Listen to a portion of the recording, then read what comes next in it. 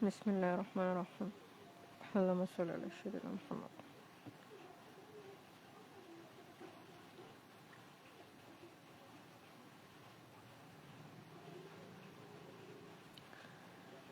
Jadi dalam surah Nisa yang dari ayat 95 kayaknya sampai 98 sama 9 itu sebenarnya tentang menjelaskan tentang hanya ada dua cara orang-orang menghadapi kezaliman. Yang pertama yang di ayat 95 yaitu berjihad melawan orang-orang yang zalim,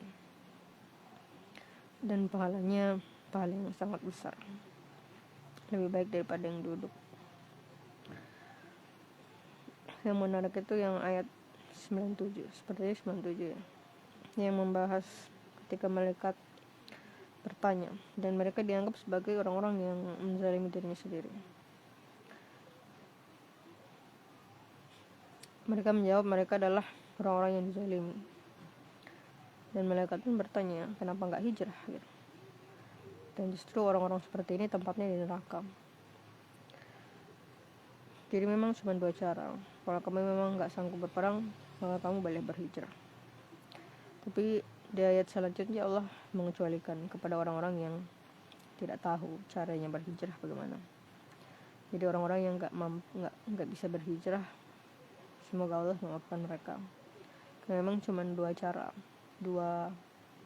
cara umat Islam itu menghadapi kezaliman, bukan menerima, sama sekali bukan menerima, justru berperang, berjihad melawan kezaliman itu. Karena kalau kamu mendiamkan diri dizalimi, kamu menjadi penghuni neraka malah.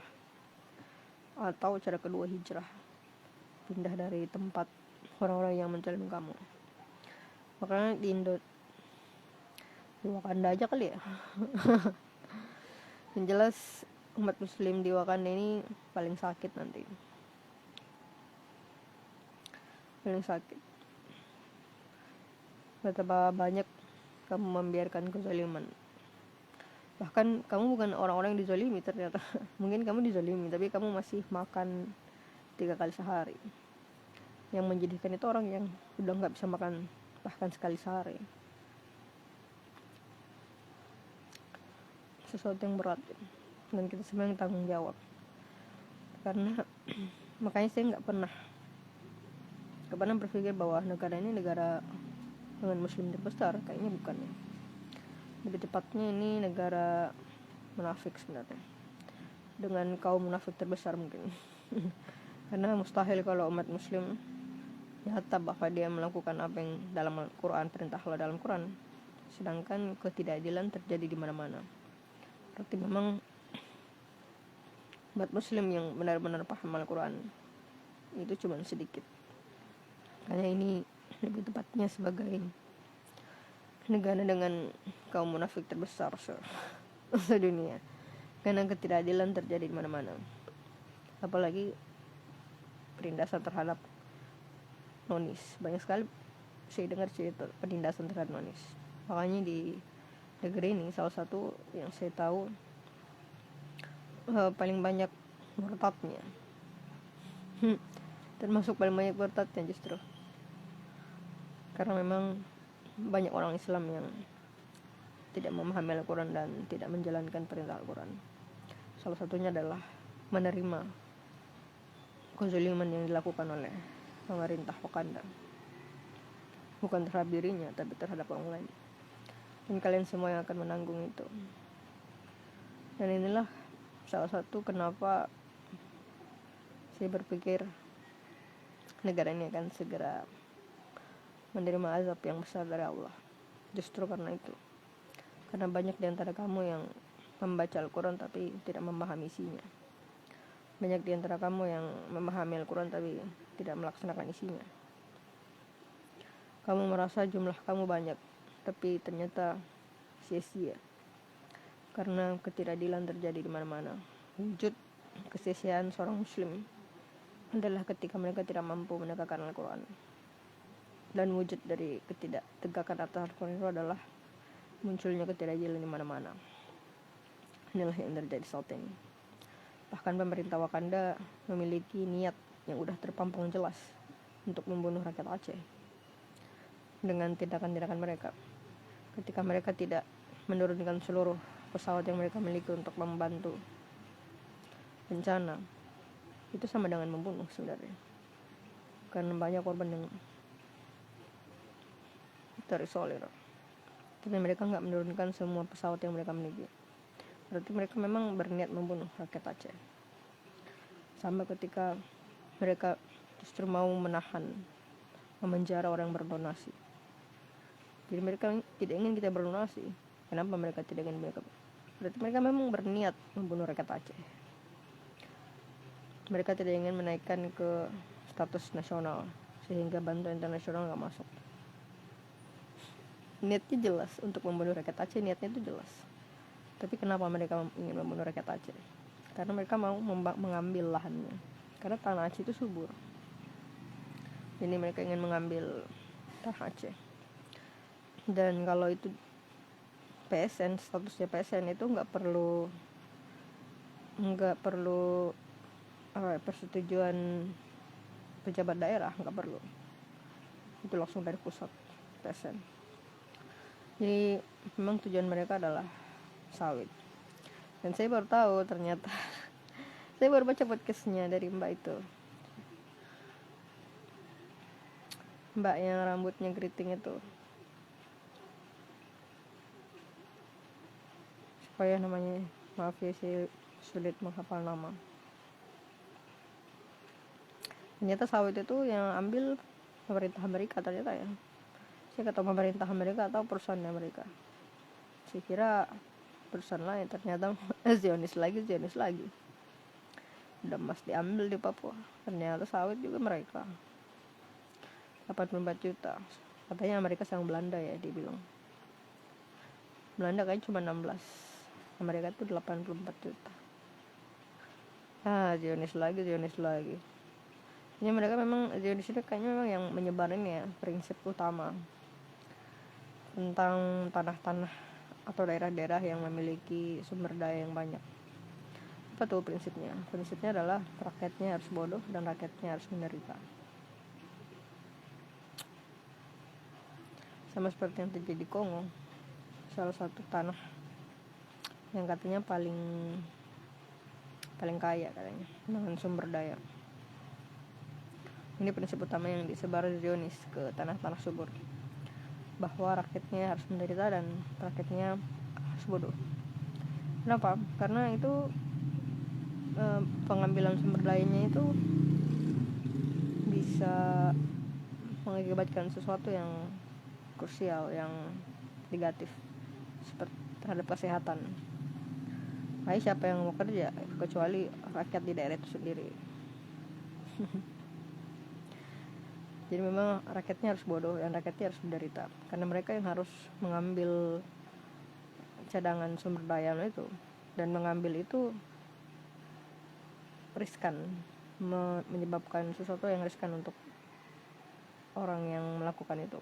Salah satunya adalah kesehatan. Makanya pertambangan sawit selalu menimbulkan bencana kepada rakyatnya sendiri, karena itu prinsip utama yang diletakkan Zionis. Siapa yang mau ambil sumber dayanya kan harus diambil. Berarti orang yang tinggal di tanah itu yang harus ambil. Mereka yang harus hidup dalam penderitaan, dan mereka yang harus hidup dalam kebodohan. Makanya banyak negara-negara yang sumber daya alamnya tinggi tapi miskin, karena memang itu prinsip utama. Nggak boleh pintar dan nggak boleh kaya, harus tertindas. Karena untuk ngambil sumber daya alam itu nggak bisa. Dan sebenarnya ini pun bisa secara ilmiah ya, sebenarnya bisa dikurangi dampak negatif. Tapi kalau dikurangi, pengambilan sumber dayanya itu kurang gitu. Serius. Makanya mereka nggak mau, lebih baik orang daerah itu yang mati ya kan, daripada sumber daya yang mereka ambil sedikit. Karena kalau mengikuti sistem untuk menyelamatkan kesehatan orang-orang yang ada di yang memiliki sumber daya itu, sumber dayanya kan sedikit diambil. Mereka kan nggak mau, mereka mau banyak. Jadi memang harus bodoh dan harus menderita. Makanya semua negara-negara yang memiliki sumber daya itu pasti rakyatnya menderita. Itu ya udah ketentuan dari mereka. Karena kalau nggak menderita, sedikit diambil sebenarnya. Mereka butuh banyak. Karena mereka mau hidup mewah. Hidup mewah semewah-mewahnya. Soalnya mereka berpikir nggak ada kehidupan setelah mati, dan mereka nggak akan dibayar setelah mati atas apa yang mereka lakukan. Mereka sangat percaya dengan ini. Tapi lucu karena mereka percaya nggak ada kehidupan setelah mati, tapi mereka nggak bisa menciptakan darahnya sendiri, nggak bisa menciptakan dirinya sendiri. Jadi karena memang orang-orang yang seperti ini, orang-orang fasik itu orang-orang yang menyedihkan. Ketika mereka melihat azab di neraka, baru mereka nangis, tapi nggak berguna. Mereka pengen kembali ke dunia dan jadi Islam dan jadi orang yang berbuat baik, tapi semua bohong, sebuah kebohongan yang nyata. Karena ini hidup ini yang membuktikan. Makanya hidup itu ujian untuk membuktikan diri sendiri. Karena kalau udah hisab, udah mati, selesai. Kamu sekarang ini sudah membuktikan diri sendiri di hadapan Allah. Inilah kamu, sejati ini yang paling tulus ini. Ini yang paling tulus. Ternyata itulah yang mereka lakukan. Pengrusakan demi pengrusakan, kejahatan demi kejahatan. Manusia itu hanya sekedar profit, yang kalau tidak menguntungkan ya dihilangkan aja, dimatiin aja. Sejati itulah sistem saat ini. Jadi kalau kalian bertanya orang yang terkena kiamat itu pasti orang paling jahat di dunia, karena Allah memberikan mereka kiamat. Mereka paling jahat, tapi di hadapan Allah tapi di hadapan manusia mereka paling baik. Serius. Jadi rakyat yang manusia yang terkena kiamat itu bukan orang seperti zaman ini. Manusia zaman sekarang yang melakukan pengrusakan paling rusak. Sekarang. Dia yang ketemu kiamat nanti itu bukan orang yang melakukan perusakan, bukan. Justru mereka menemukan keadilan, perbaikan. Tapi mereka jahat di mata Allah. Coba tebak kenapa? Karena mereka tidak percaya bahwa Allah itu ada. Mereka percaya semua keadilan, kemakmuran, kebaikan yang mereka timbulkan itu karena usaha mereka. Jadi nggak ada Allah. Itulah kenapa Allah murka. Mereka baik, mereka adil, tapi mereka percaya bahwa semua itu datang dari tangan mereka, bukan dari Allah. Maka Allah timpakan kiamat untuk mereka, sesuatu bencana yang paling besar yang pernah ada di muka bumi. Justru karena mereka orang-orang baik yang melakukan keadilan, tapi nggak percaya bahwa Allah itu ada. Mereka percaya bahwa keadilan dan kemakmuran yang mereka miliki itu karena hasil tangan mereka sendiri. Jadi orang melakukan pengrusakan ini zaman ini, yang paling rusak ini. Yang kiamat nanti bukan orang yang melakukan perusakan gitu. Mereka hanya justru orang yang melakukan perbaikan, keadilan, tapi mereka nggak percaya Allah itu ada. Maka Allah timpakan kiamat untuk mereka, sesuatu bencana yang tidak ada yang lebih besar daripada kiamat itu. Justru karena itu, karena mereka percaya kebaikan dan kemakmuran yang mereka miliki dari hasil tangan mereka. Allah itu nggak ada. Justru orang seperti itu yang Allah timpakan bencana paling besar. Ya, wallahu alam. Saya juga nggak tahu. Pasti kayaknya sih nggak sampai. Semoga saya nggak sampai lah. Karena seharusnya nggak ada manusia balik ya. Karena ada kan ayat Al-Quran yang mengatakan orang yang wanita yang hamil yang sudah tidak memperhatikan anaknya, karena anak-anak itu kan nggak punya dosa. Jadi memang benar ya, Allah memberikan mereka kebaikan di dunia itu semuanya. Itulah balasan kemakmuran yang mereka dapat pada saat hidup itu. Tapi ketika kiamat datang, selesai semuanya. Jadi kan memang. Makanya orang-orang yang melakukan pengerusakan, serusak-rusaknya itu adalah zaman ini. Dan orang-orang ini yang harus dihentikan.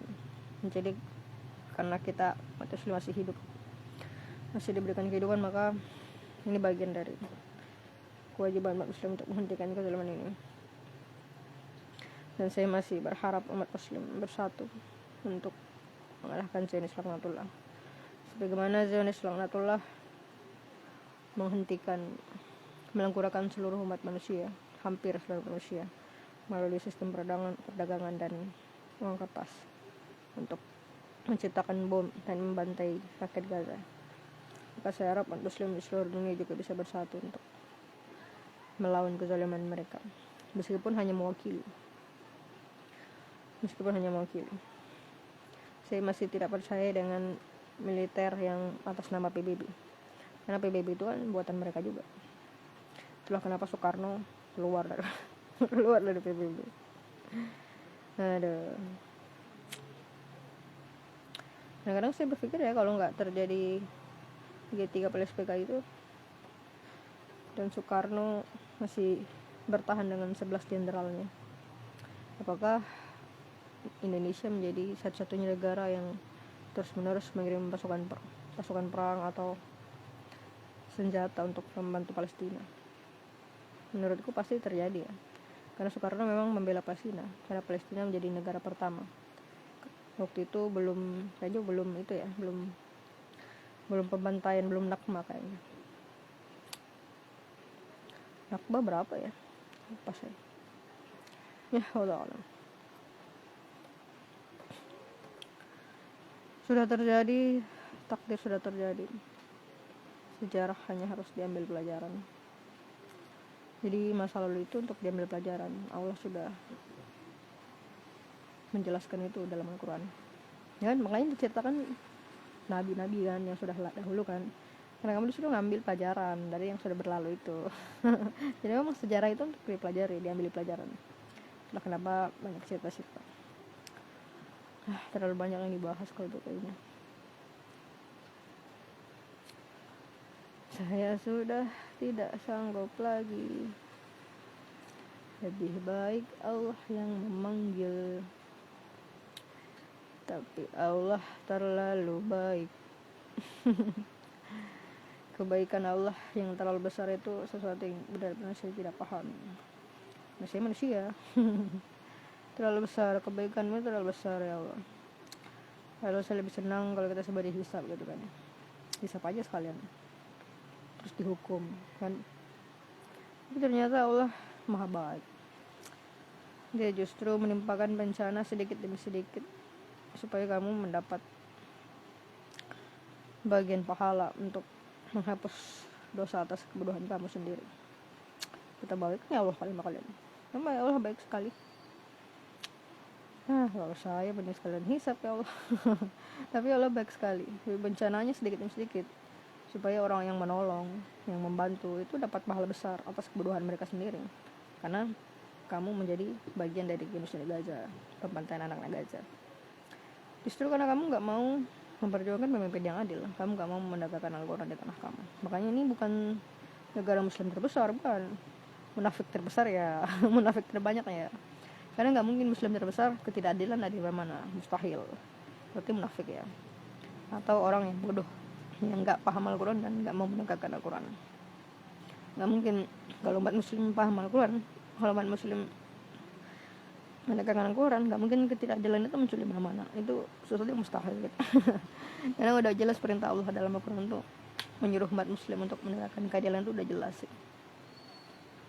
Jadi ini hanya negara kaum munafik, negara orang bodoh yang tidak paham Al-Quran, negara orang bodoh yang tidak mau menegakkan Al-Quran. Inilah yang benar. Karena ketidakadilan muncul di mana-mana. Dan rakyat Aceh pun sedang dibunuh oleh pemerintah Wakanda. Mereka pengen memperluas sawit-sawitnya, diperluas itu. Ini Zionis memang gak peduli. Oh ya, kemarin ada yang bertanya nih. Udah saya jelaskan yang mana ini ya. Saya sudah ingin mengakhiri ini ya Allah.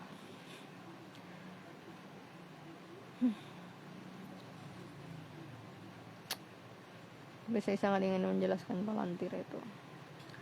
Atau enggak usah aja semuanya.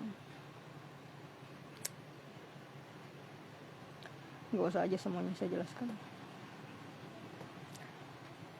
Kenapa Allah Maha Penyayang kepada orang-orang yang bodoh? Sayang Allah terlalu besar, bahkan kepada orang-orang yang bodoh. Tapi saya pun pernah ditegur berkali-kali malah, bahwa kalau Kalau Allah mau, Allah akan membiarkan saya bodoh seperti kalian. Tapi menjadikan sekali lah ya Allah. Menjadi orang-orang melihat kebodohan kalian itu membuat saya jijik sebenarnya. Tapi Allah sudah bilang, saya pun bisa jadi seperti kalian. Kalau Allah mau gitu, mengizinkan. Jadi memang udah kewajiban untuk menyampaikan, meskipun saya nggak suka. Kebodohan kalian membantai anak kecil adalah sesuatu yang paling membuat saya jijik. Ulangi, kalimatnya diulangi. Kebodohan kalian yang membuat anak kecil dibantai membuat saya jijik dengan itu. Tapi sekali lagi, Allah selalu bilang, kalau Allah mengizinkan, saya nggak akan paham. Saya akan menjadi bagian dari kalian yang bodoh. Karena dimanfaatkan. Karena kalian tidak mau memperjuangkan pemimpin yang adil. Kalian membiarkan pemimpin membangun hubungan ekonomi dengan pemerintah itu. Padahal kalau kalian berjuang, pasti Allah menangkan. Dari zaman, memang dimulai dari zaman Harto, dari G30 itu. Kemana ya para ulama waktu itu? Apakah mereka dibunuh semua? Bisa jadi. Makanya jadi bodoh seperti ini. Kayaknya memang ulama-ulama pintar memang dihabisi ya sama Harto. Makanya negeri ini jadi salah semua. Yang tersisa itu jadi ulama-ulama salah semua. Di luar hujan, jadi saya nggak bisa keluar. Hujan sudah 5 hari. Kalau di Sumatera hujan, banjir lagi nggak ya? Kesian lah memang. Saya sedang tidak ingin menjelaskan ilmu sebenarnya. Menyedihkan. Makhluk yang bodoh itu menyedihkan. Tapi saya pun bisa bodoh kalau Allah mau. Ada yang nonton? Oh, kata ini saya ini. Gak jelas lah. Ya Allah, bagaimana ini ya Allah?